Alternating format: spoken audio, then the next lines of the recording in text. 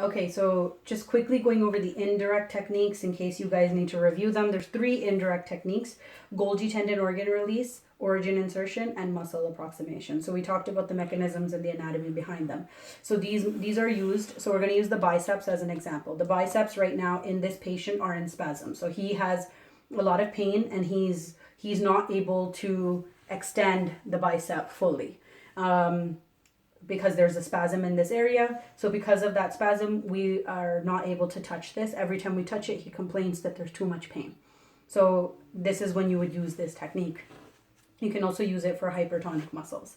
So if we use the bicep, we know that our origin insertion are at the supraglenoid tubercle, and the origin, and then the insertion is here on the bicep aponeurosis and the radial tuberosity.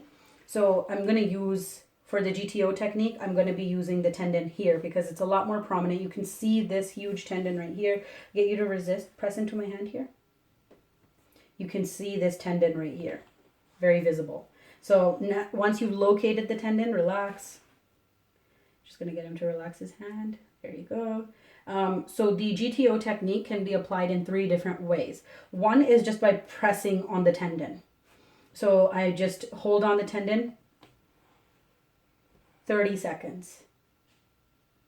What you will notice, and I'm already actually starting to notice it in this patient, even though he doesn't have a spasm, he still had a little bit of stiffness. Once you start pressing, the muscle will start relaxing because of that mechanism. You press on the Golgi tendon organ, the Golgi tendon organ, it communicates with your central nervous system to get your muscles to relax.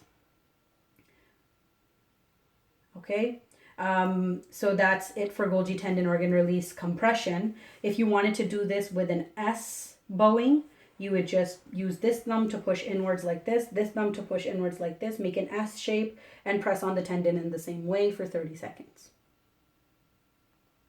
That's an S shape. A C shape would be the same thing, except I'm going to come on this side and I'm going to make a C shape like this. Grab the tendon, make sure you grab the tendon and not just the skin. And you can see the C shape in the camera? Yes. Okay, good. Perfect. And so that's our Golgi tendon organ release. The next technique is origin insertion technique, where you're going to make little plus signs on the origins and the insertions. So our pronator teres muscle goes from, let's use pronator teres as an example. It goes from this medial epicondyle onto the radius. So if I'm doing origin insertion technique on the lateral epicondyle right here, I'm just going to create little plus signs. I'll do it with my finger because you might be able to see it better.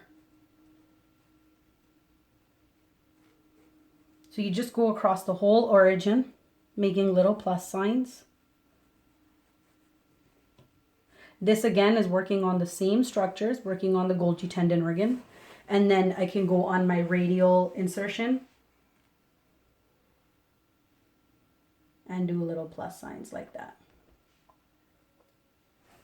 And the last technique is called muscle approximation. So if we use this same pronator teres as an example, I would find the origin and the insertion. I'm going to press down on the origin insertions and then push the muscle closer together. You're not sliding on the skin. You're just pressing origin, pressing insertion, moving the muscle closer together. And again, same thing for 30 seconds. So that's it for GTO release and ONI and muscle approximation.